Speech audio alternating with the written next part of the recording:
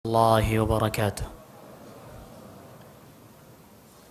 إن الحمد لله نحمده تعالى ونستعينه ونستغفره ونتوب إليه ونستهديه ونعوذ بالله من شرور أنفسنا ومن سيئات أعمالنا.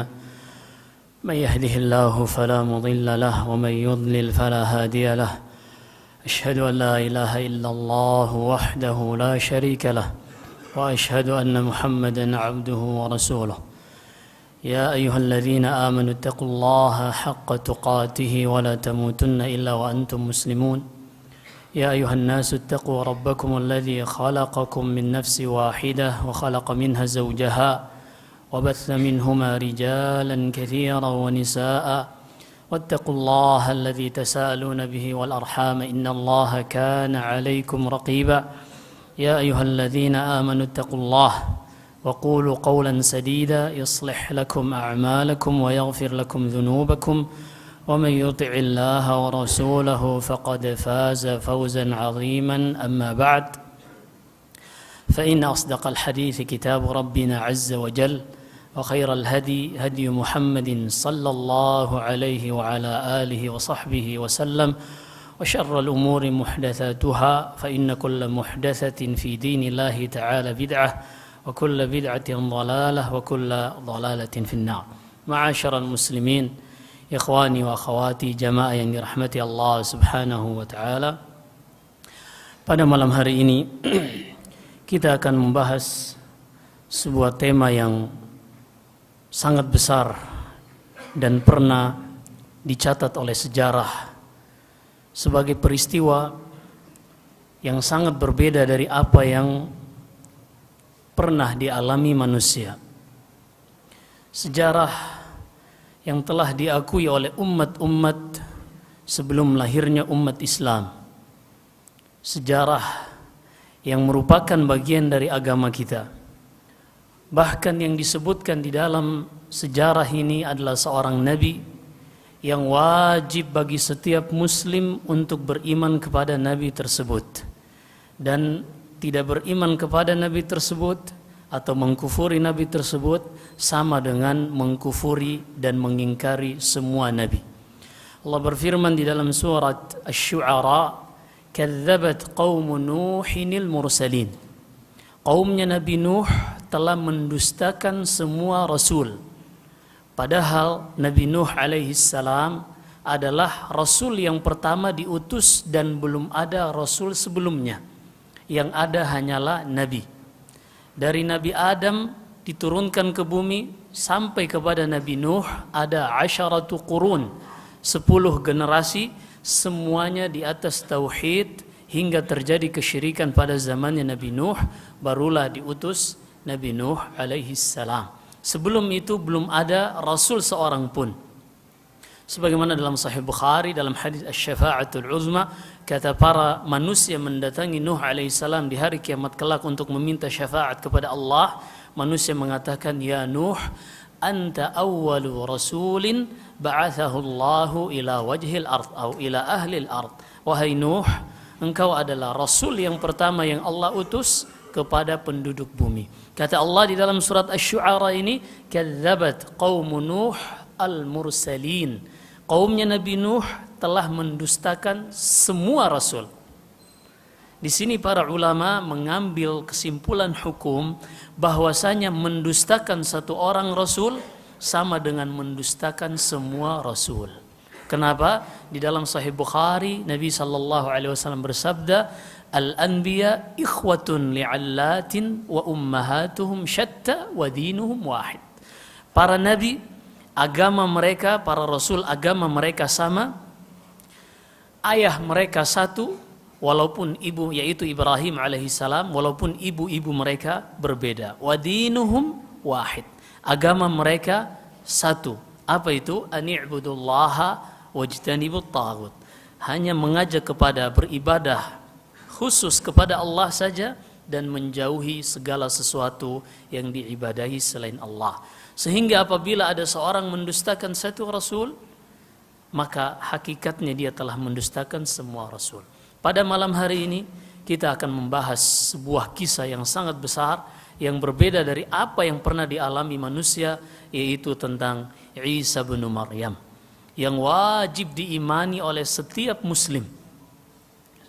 Setiap muslim, dia mengaku muslim, mengucapkan asyhadu an la ilaha illallah wa asyhadu anna Muhammadun Rasulullah wa asyhadu anna Muhammadan Rasulullah, maka dia wajib beriman kepada Isa bin Maryam. Baik, kisah Isa bin Maryam dimulai dari istri Imran yang bernama Hannah. Ada disebutkan di dalam satu surah dalam Al-Quran, Alu Imran.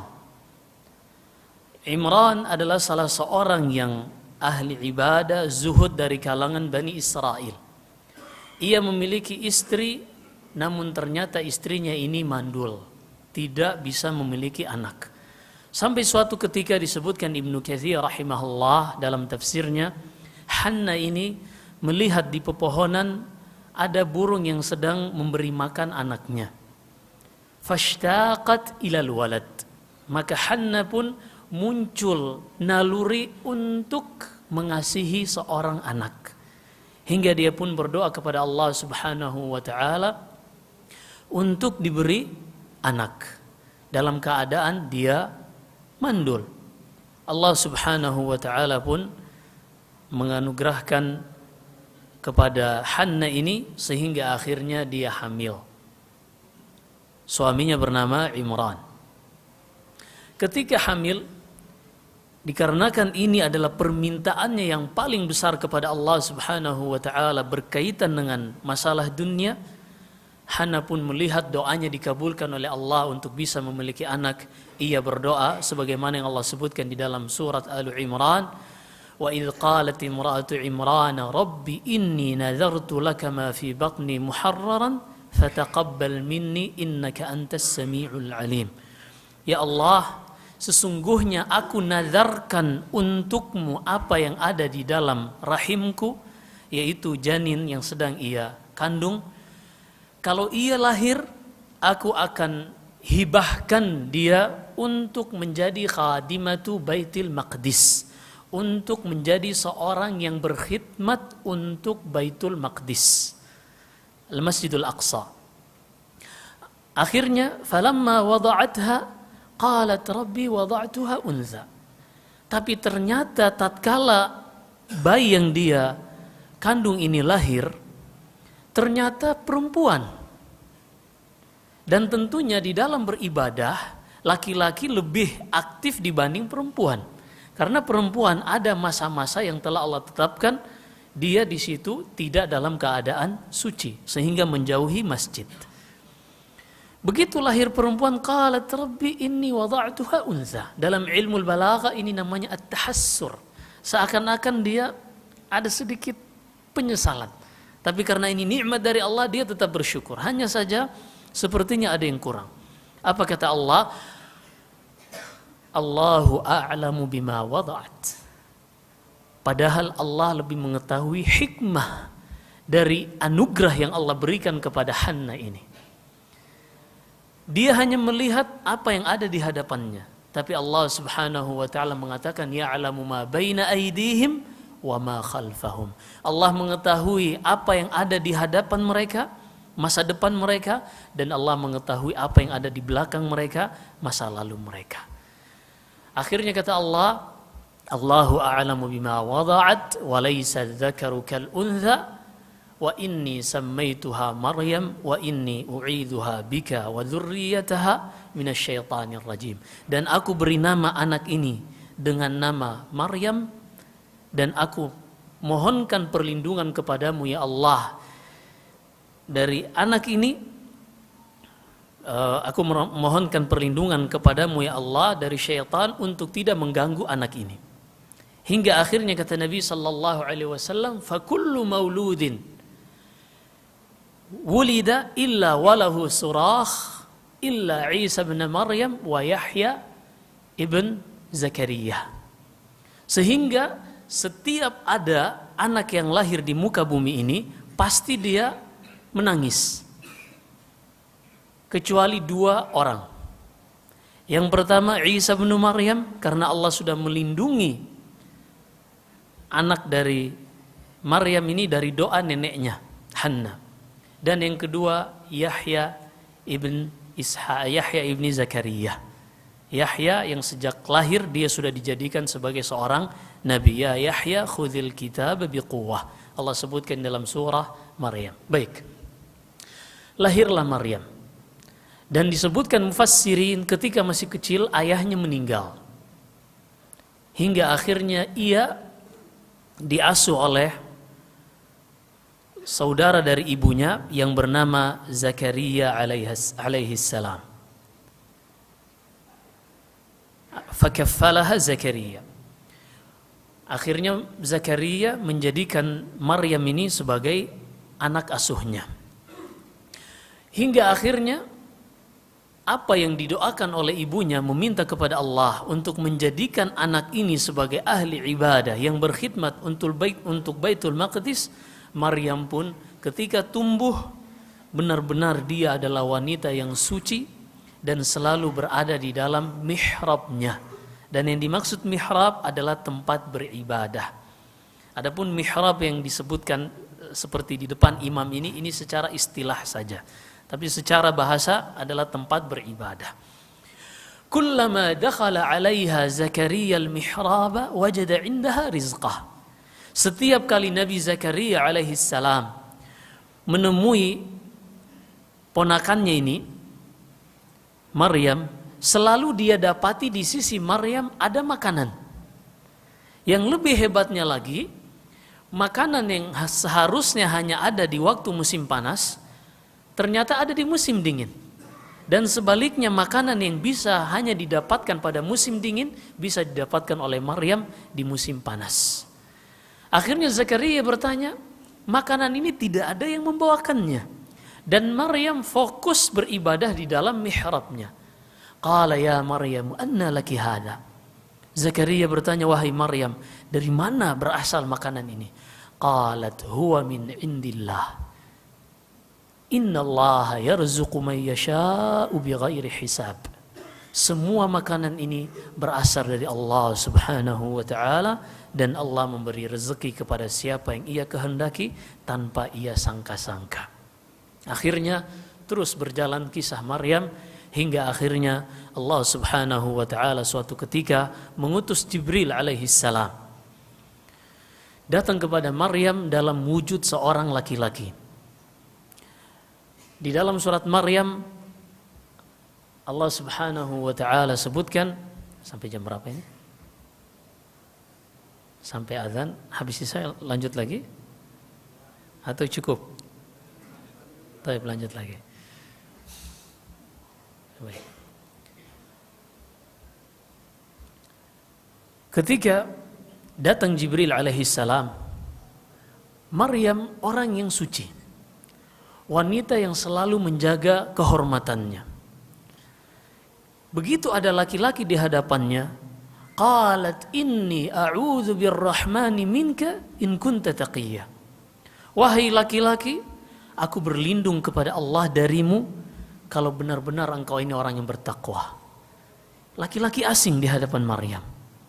Padahal malaikat ketika datang, khususnya Jibril alaihissalam datang dalam wujud manusia, dia akan datang dalam rupa laki-laki yang paling tampan. Ketika datang kepada Nabi sallallahu alaihi wasallam, Jibril memilih wajah sahabat yang paling tampan di kalangan sahabat Nabi. Dia adalah Dihya ibn Khalifa al-Kalbi. Salah seorang sahabat, Dihya ibn Khalifa al-Kalbi ini adalah yang diutus menjadi delegasi Nabi sallallahu alaihi wasallam.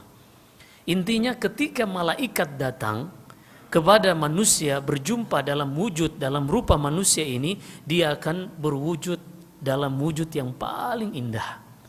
Tapi Maryam, itulah Maryam, wanita yang suci, dia mengatakan inni a'udzu birrahmani minka in kunta taqiyya. Aku berlindung kepada Allah darimu kalau memang kau ini orang yang bertakwa. Artinya kalau memang bertakwa, jauhi aku. Tapi karena Jibril alaihi salam diutus oleh Allah Subhanahu wa taala membawa sesuatu yang akan mengubah perjalanan hidup manusia, qala innama ana rasulu rabbiki li ahaba laki ghulaman zakiyah. Wahai Maryam, aku adalah utusan Rabbmu Allah Subhanahu wa taala untuk menganugerahkan kepadamu seorang anak yang suci. Seorang anak yang suci. Akhirnya fahamalat fantabadat bihi makanan qasiyah. Akhirnya Maryam alaihissalam mulai mengandung anaknya ini. Dan apa yang dibawa oleh Jibril adalah ruh yang diciptakan oleh Allah Subhanahu wa taala dengan lafaz kun. Apa yang ada di dalam kandungan Maryam adalah ruh yang diciptakan oleh Allah Subhanahu wa taala dengan kalimat kun. Sebagaimana Allah menciptakan Adam dengan kun. Sehingga Allah Subhanahu wa taala membantah orang-orang Nasara yang mengklaim Isa bin Maryam sebagai anak Allah. Apa kata Allah? Membantah mereka. Orang-orang Nasara mengatakan bahwasanya Isa bin Maryam sebagai anak Allah dikarenakan penciptaannya yang tidak sama dengan manusia. Dia lahir dari seorang ibu, secara logika mustahil. Dalam ilmu kedokteran mustahil seorang akan terlahir dari sel telur wanita saja tanpa dibuahi oleh sperma laki-laki. Mustahil. Tapi itulah Allah Subhanahu wa ta'ala. Allah membantah ini, inna mathala Isa indallah kamathali Adam. Permisalan Isa bin Maryam di sisi Allah tidak lebih hebat dari penciptaan Nabi Adam. Kalau seandainya kalian mengangkat Isa ini sebagai anak Tuhan dikarenakan kelahirannya yang berbeda, hanya berasal dari seorang ibu tanpa ayah, seharusnya kalian lebih pantas untuk mengangkat Adam alaihissalam. Kenapa? Karena Adam lahir tanpa ayah, tanpa ibu. Inna mathala Isa indallahi kamathali Adam, khalaqahu min turab, thumma qala lahu kun fayakun. Permisalan Isa di sisi Allah tidak lebih hebat dari Adam alaihissalam. Allah menciptakan Adam ini dari tanah, kemudian Allah meniupkan ruh dengan mengatakan kun. Maka jadilah, hiduplah Adam alaihissalam. Akhirnya Maryam pun hamil sampai mulai memasuki masa-masa persalinan, kelahiran Isa bin Maryam. Ketika hamil tua, fa'aja'ahal makhadu ila jid'in nakhlah. Ketika hamil tua dan melahirkan Isa bin Maryam ini, ia pun menjauh dari manusia. Menjauh sejauh-jauhnya. Karena ketika itu, kaum yang Maryam berada di dalamnya adalah Bani Israel. Jangankan orang baik, orang yang ada di situ keraguan. Karena sekarang Maryam hamil tanpa pernah disentuh oleh laki-laki. Sementara dia terkenal seorang yang suci. Orang yang baik-baik saja tidak terlepas dari lisan Bani Israel. Apalagi orang yang sekarang kondisinya menimbulkan keraguan. Allah berfirman tentang Bani Israel ini, yang pernah menyakiti laki-laki terkuat. Siapa itu laki-laki terkuat? Musa alaihissalam. Bahkan saking kuatnya Allah sebutkan di surat Al-Qasas, fawakazahu Musa faqadha alaih. Suatu ketika ada dari kalangan Bani Israel sedang berduel dengan dari kalangan kaumnya Fir'aun Qibti. Yang dari Bani Israel ini meminta tolong kepada Musa. Fastaghathahu alladhi min syi'atihi ala alladhi min aduwih. Yang dari Bani Israel meminta tolong kepada Musa untuk membantu dia melawan dari kaumnya Fir'aun Qibti. Fawakkazahu Musa. Nabi Musa pun memukul orang tersebut satu pukulan. Niatnya hanya memukul saja, tapi mati. Ini Musa alaihissalam. Apa kata Allah di akhir surat Al-Ahzab, di akhir surat Al-Ahzab? Allah berfirman, ya ayyuhalladzina amanu la takunu kalladzina adaw Musa fabarra'ahu Allahu mimma qalu. wa kana 'indallahi wajiha. Wahai orang-orang beriman, janganlah kalian menjadi seperti orang-orang yang menyakiti Nabi Musa alaihissalam. Hingga akhirnya Allah pun membersihkan tuduhan mereka kepada Musa alaihissalam. Wa kana 'indallahi wajiha, dan adalah Nabi Musa ini manusia yang memiliki kedudukan tinggi di sisi Allah. Saking tingginya kedudukan Nabi Musa dan kedekatan kedudukan Nabi Musa kepada Allah, tidak ada seorang nabi yang diangkat dikarenakan permintaan manusia kecuali Harun, kakak dari Musa alaihissalam. Ketika diutus kepada Fir'aun, Nabi Musa memiliki di lidahnya cadel. Ada kisah tersendiri. Cadel susah mengucapkan kata-kata, tidak fasih. Ketika diutus, idhab ila fir'auna innahu tagha, qala rabbi shrah li sadri wa yassir li amri wahlul 'uqdatam min lisani yafqahu qawli waj'al li waziran min ahli Haruna akhi. Ya Allah, engkau mengutus aku kepada Fir'aun, utuslah bersamaku Nabi Harun. Makanya Allah sebutkan di dalam surat Furqan, wa wahabna lahu min rahmatina akhahu Haruna nabiyah, dan kami anugerahkan untuk dia dari rahmat kami saudaranya, kakaknya. Kakak Nabi Musa itu Harun, Nabi Musa adalah adiknya. Kami anugerahkan untuk dia Nabi Harun, kami angkat sebagai nabi. Baik, kalau seandainya Nabi Musa saja, nabi yang kuat, yang hebat, tidak lepas dari lisan Bani Israel, maka Maryam tentunya akan lebih khawatir. Dia pun mencari tempat yang paling jauh dari Bani Israel. Namun ketika hendak melahirkan Isa anaknya, terpaksa ia harus mendatangi pohon korma untuk makan. Dan di sini juga Allah Subhanahu wa taala ingin mengajari kepada manusia bahwasanya segala sesuatu untuk mendapatkan hasil seorang harus menjalani sebab. Fa ajaaha al-makhadu ila jid'in nakhlah. Mulai Maryam mendatangi sebuah pohon kurma. Pohon kurma di tempat kita kurang lebih kayak pohon kelapa atau pohon palem. Itu digoyang oleh seorang laki-laki yang kuat dalam keadaan seger.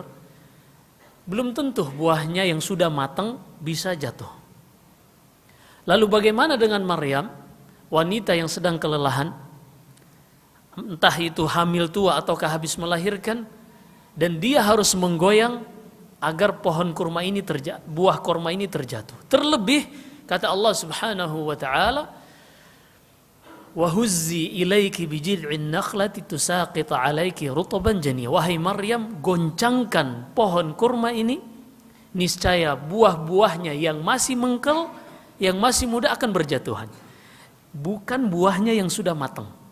Dan tentu saja yang matang dengan yang masih muda ini, mana yang lebih gampang jatuh? Yang matang. Karena tangkainya mulai layu.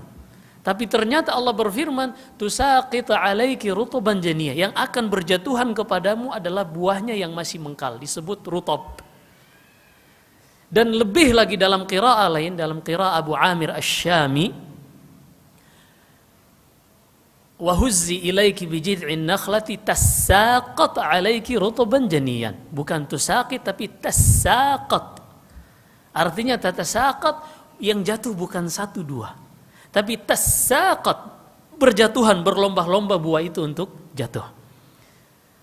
Padahal dia sedang hamil. Di sini Allah ingin menjelaskan kepada manusia, ingin mendapatkan hasil, seorang harus melalui sebabnya, walaupun terkadang kemampuan seseorang di dalam menjalani sebab itu tidak sebanding dengan hasil yang telah Allah Subhanahu wa taala sediakan.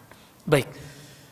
Hingga akhirnya Isa bin Maryam terlahir di muka bumi ini. Ketika lahir, Allah Subhanahu wa taala wasiatkan kepada Maryam untuk berpuasa. Dan makna berpuasa menahan diri untuk tidak berbicara kepada siapapun. Dia pun harus mendatangi Bani Israel.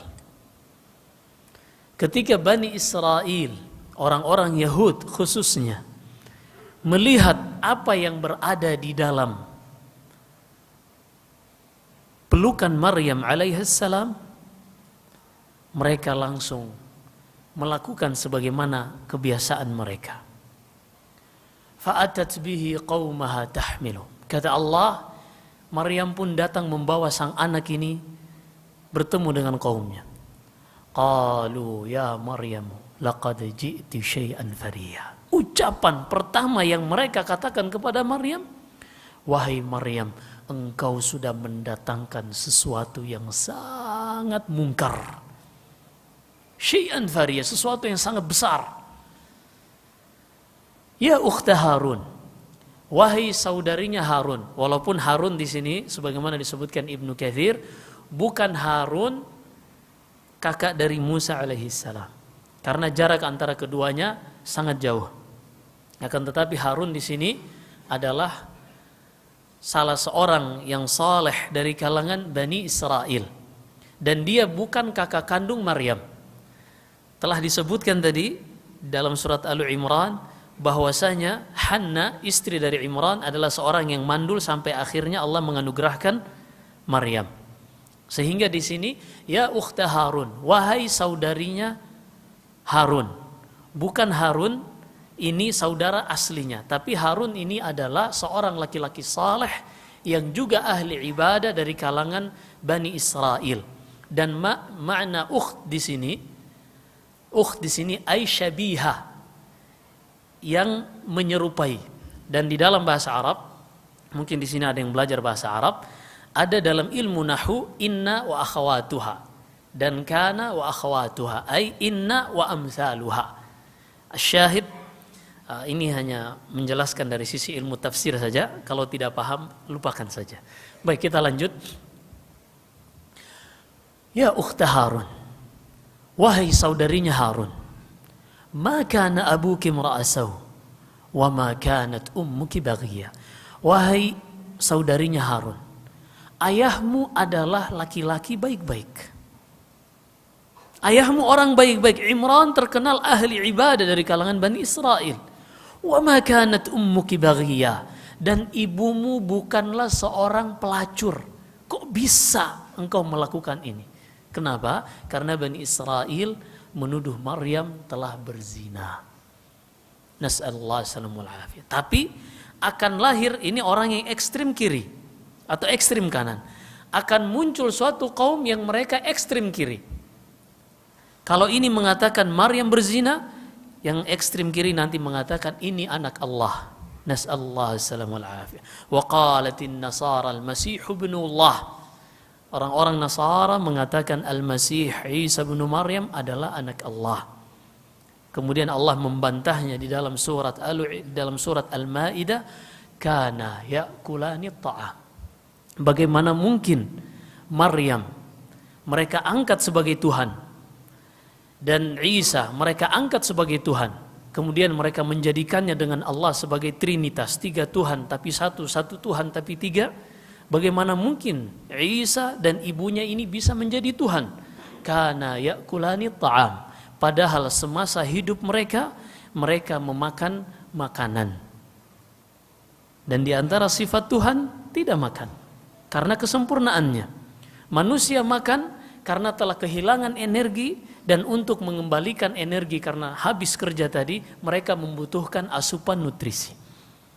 Manusia butuh tidur karena seharian mereka kerja, energinya habis.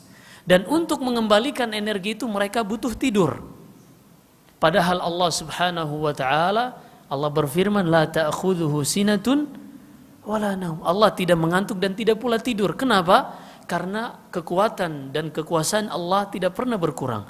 Allah berfirman di surat Qaf, وَلَقَدْ خَلَقْنَا السَّمَاوَاتِ وَالْأَرْضَ وَمَا بَيْنَهُمَا فِي سِتَّةِ أَيَّامٍ وَمَا مَسَّنَا مِنْ لُغُوبٍ. Sungguh kami telah menciptakan langit dan bumi beserta apa yang ada di antara keduanya selama 6 hari.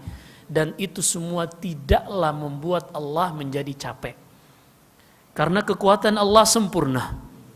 Keagungan dan keesaan Allah sempurna, sehingga ia tidak membutuhkan makan dan tidak membutuhkan tidur sebagaimana halnya manusia. Allah berfirman, bagaimana mungkin kalian mengangkat Maryam dan Isa sebagai anak Tuhan atau sebagai Tuhan, padahal mereka semasa di dunia makan dari makanan.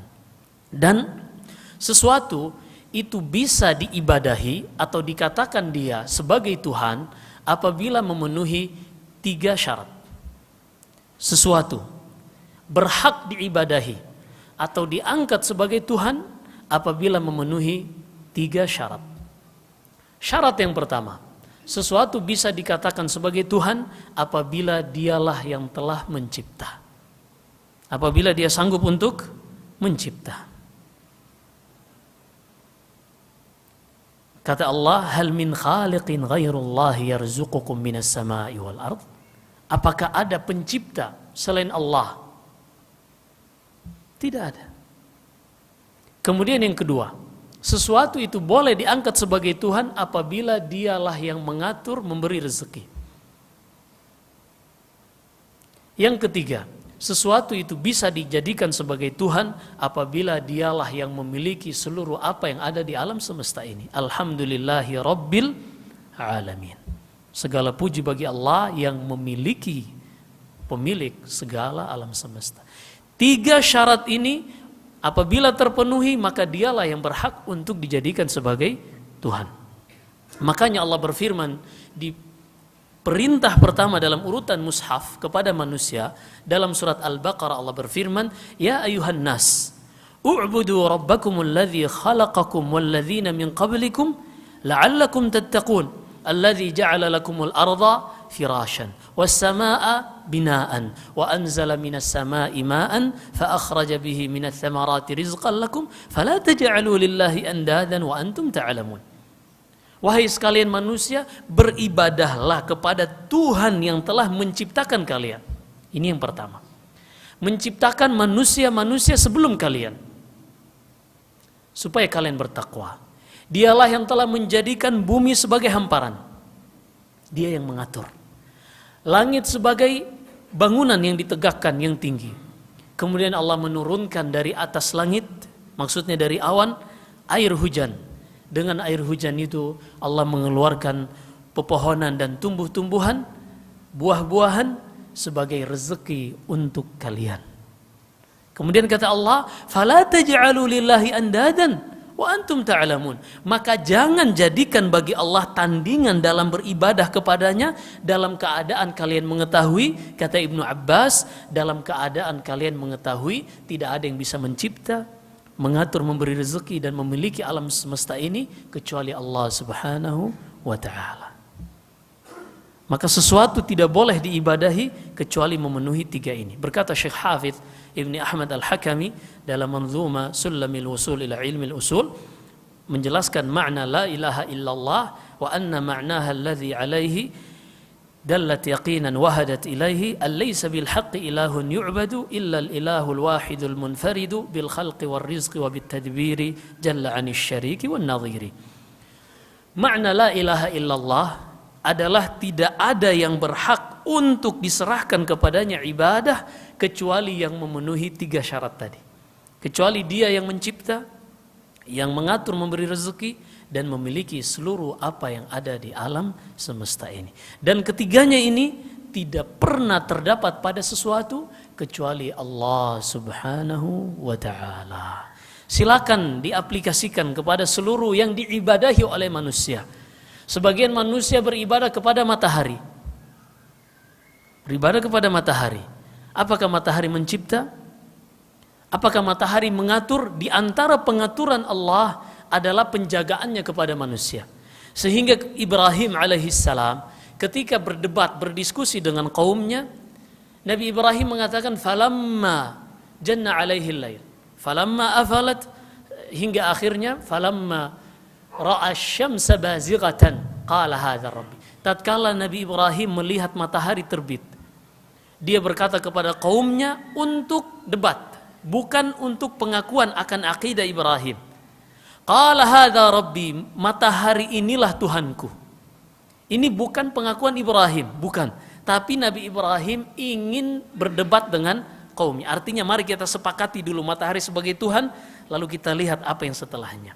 Sebagaimana disebutkan Syekh Abdurrahman bin Nasir As-Sa'di. Inilah Tuhanku, wahai kaum, sama-sama Tuhan kita. Falamma afalat, tapi tatkala matahari terbenam, qala inni bari'um mimma tusyrikun. Aku berlepas diri dari apa yang kalian ibadahi. Kenapa?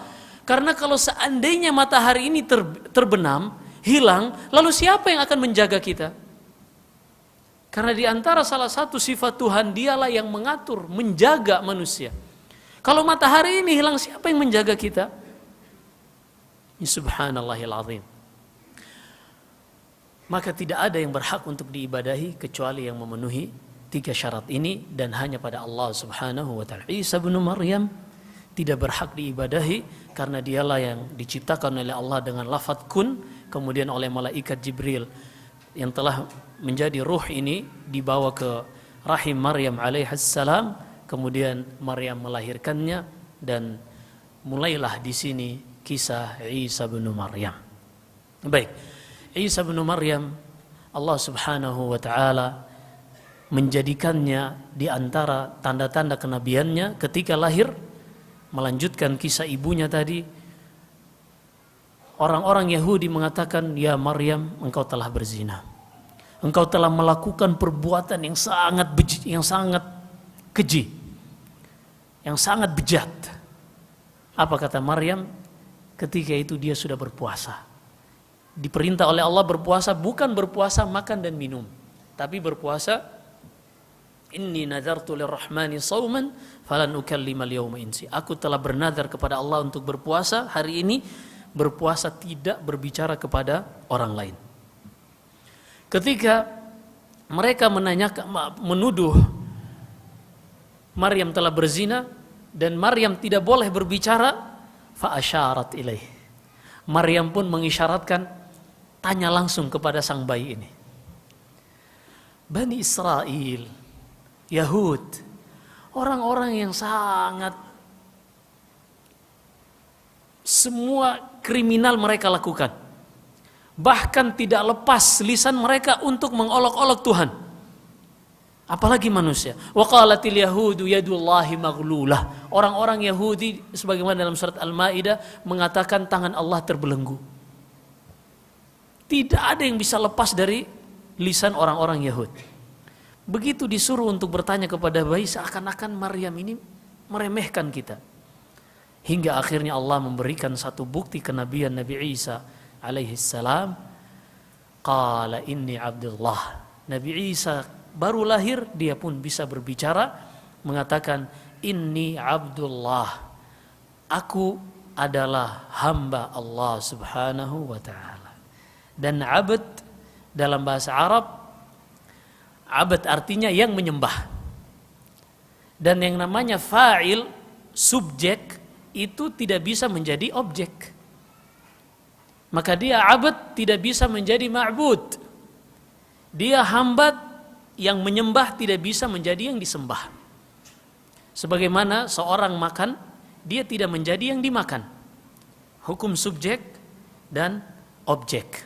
Baik, asyahid, Nabi Isa bin Maryam pun berbicara ketika dia masih bayi. Qala inni Abdullahi atani al-kitab wa ja'alani nabi. Aku adalah hamba Allah, ia berikan kitab kepadaku, yaitu kitab Injil, dan ia menjadikanku sebagai seorang nabi. Sehingga Nabi Isa di antara nabi yang sejak masih bayi sudah diangkat sebagai nabi. Kebanyakan nabi yang lain diangkat pada usia 40 tahun. Namun beliau diangkat menjadi rasul, para ulama berselisih apakah pada usia 17 tahun ataukah juga sampai usia 40 tahun. Hingga akhirnya berjalan terus Isa bin Maryam, dan sepanjang hidupnya Isa bin Maryam ini terus dibayang-bayangi kejahatan oleh orang-orang Yahud. Mereka selalu ingin membunuh Isa bin Maryam. Ini tujuan dan cita-cita mereka, ingin membunuh Isa bin Maryam.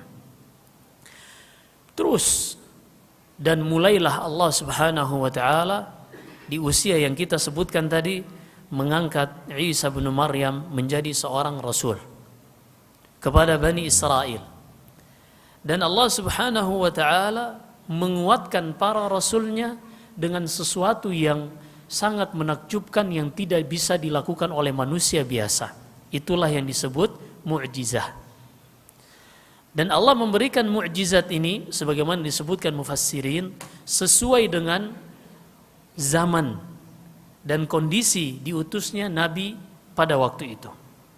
Pada zaman Musa alaihi salam, yang tersebar dan yang paling dianggap hebat oleh manusia adalah sihir. Sehingga Allah jadikan di antara mukjizat Nabi Musa berkaitan dengan sihir. Sampai akhirnya ketika hari raya orang-orang kaumnya Fir'aun ketika itu, faj'al lana bainaka wa bainani wa bainaka maw'idan bainana wa bainaka maw'idan la nukhlifuhu nahnu wa la anta makanan suwa qala maw'idukum yaumuz zinati wa ayyuhsyaran nasu duha. Sepakatlah Nabi Musa dan Fir'aun untuk mengumpulkan masing-masing kekuatannya. Fir'aun mendatangkan 70.000 tukang sihir. Mereka pun bertemu di suatu tempat yang sudah disepakati pada hari raya, di waktu duha. Di waktu duha, karena pada waktu duha matahari sangat terang dan juga tidak terlalu panas sehingga orang yang nonton bisa bertahan. Ketika itu Nabi Musa mengatakan, qala alqu, lemparkan tongkat-tongkat kalian. Kata Al-Imam Ibnu Jarir At-Tabari rahimahullah, mereka berjumlah 70.000 dan setiap tukang sihir memiliki satu tongkat dan satu tali. Dan mereka melemparkan tongkat dan talinya ini, fa idza hibaluhum wa isiyuhum yukhayyalu ilaihi min sihrihim annaha tas'a. Setiap tongkat dan tali ini berubah menjadi ular. Berarti jumlah ular yang ada ketika itu berapa? 140.000 ular memenuhi lembah yang mereka berada di situ. Orang-orang pun takut. Fastarhabuhum, manusia langsung takut. Nabi Musa pun juga takut. Fa'awjasa fi nafsi khifatan Musa. Nabi Musa pun takut. Karena yang namanya mukjizat, karamah itu bukan dibikin-bikin. Bukan diusahakan biar kebal dia harus latihan dan seterusnya, puasa 40 hari dan seterusnya, menyembeli ayam hitam kakinya kuning atau ayam kuning kakinya hitam dan seterusnya. Ini bukan karamah dari Allah, tapi ini karamah dari syaitan. Sebagaimana disebutkan Al-Imam Syafi'i, kalau engkau melihat seseorang bisa jalan di atas air atau terbang, jangan percaya sampai engkau menyaksikan sejauh mana dia mengikuti sunnah Nabi sallallahu alaihi wasallam. Nabi Musa pun takut. Lalu kami katakan kepada la takhaf innaka antal a'la. Jangan takut wahai Musa di dalam surat Taha, karena engkau yang akan menang. Wa alqi ma fi yaminik talqaf ma sana'u innama sana'u kaidu sahir wa la yuflihu sahiru haitsu ata. Lemparkan tongkatmu wahai Musa, dan tongkat Musa pun berubah menjadi ular yang sangat besar menelan 140.000 ular-ularan tadi. Para tukang sihir mereka mengatakan, kami tukang sihir yang paling mengerti tentang sihir, kami pakarnya. Dan apa yang dilakukan oleh Musa bukan sihir. Fa'ulqiyas saharatu sajidin. Maka semua tukang sihir tanpa terkecuali mereka pun bersujud beriman kepada Allah Subhanahu wa taala. Kenapa? Mereka yang paling paham tentang sihir, dan apa yang dilakukan Musa bukan sihir. Pada zaman Isa bin Maryam, manusia ketika itu menganggap ilmu kedokteran adalah yang paling hebat. Sehingga Allah jadikan kelahiran Isa bin Maryam di luar nalar ilmu kedokteran. Dan Allah jadikan mukjizat di tangan Isa bin Maryam menyelisihi logika ilmu kedokteran. Apa mukjizatnya? Yang pertama Allah sebutkan di dalam 2 surat dalam Al-Quran, di surat Al-Imran dan juga di surat Al-Ma'idah. Allah berfirman, wa idh takhluqu minat-tini kahayati at-tayri bi'idni. Mukjizat pertama, Nabi Isa alaihi salam mengambil tanah, membentuknya seperti burung, lalu Nabi Isa meniup ke dalam benda yang sudah berbentuk burung tersebut, lalu benda itu pun yang tadinya mati berasal dari tanah liat berubah menjadi hidup dan terbang. Disaksikan oleh manusia yang ada di sekitarnya ketika itu. Apakah itu membuat mereka beriman? Lah. Itulah Bani Israel. Bahkan mukjizat terbesar Nabi Musa pun tidak membuat mereka beriman, hatta narallaha jahrah, sampai kami melihat Allah terang-terangan wahai Musa baru kami beriman. Allahu Akbar. Ini Bani Israel. Makanya subhanallah, mungkin ada di antara kita, ayah kita, ibu kita, atau anak, atau saudara kita, kakak, adik. Mereka kadang ketika kita ajak sekali, mereka tidak langsung mengikuti apa yang menjadi ajakan kita. Kita larang dari maksiat, mungkin mereka tidak langsung ikut. Bersabar. Bersabar. Sampai kata Nabi SAW, faqad udhiya Musa akthar min hadha. Nabi Muhammad SAW bersabar, lalu kata beliau, sungguh Nabi Musa telah disakiti lebih besar daripada orang-orang menyakiti aku. Nabi Musa alaihissalam.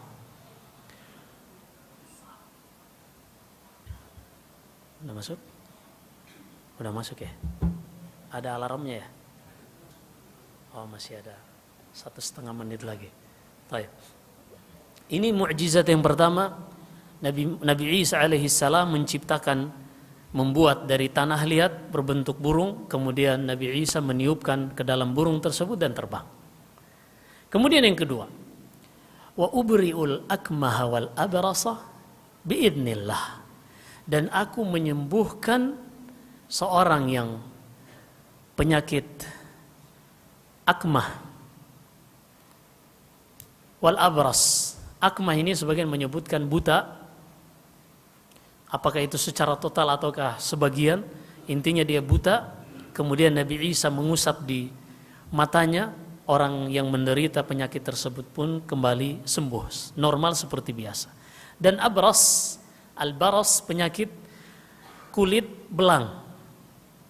Penyakit kulit belang. Jadi ada kulit seorang misalnya tidak terlalu putih, kemudian ada belang-belang putih, ini namanya baras. Nabi Isa mengusapnya dan orang tersebut pun kembali seperti biasa. Sehingga Nabi Isa di antara namanya Al-Masih, dari kata masah, mengusap orang. Taib, kita adzan dulu. Langsung lanjut atau setelah salat Isya? Salat Isya dulu. Taib, barakallahu fikum. Wassallallahu wasallam ala nabiyina Muhammad walhamdulillahi rabbil alamin.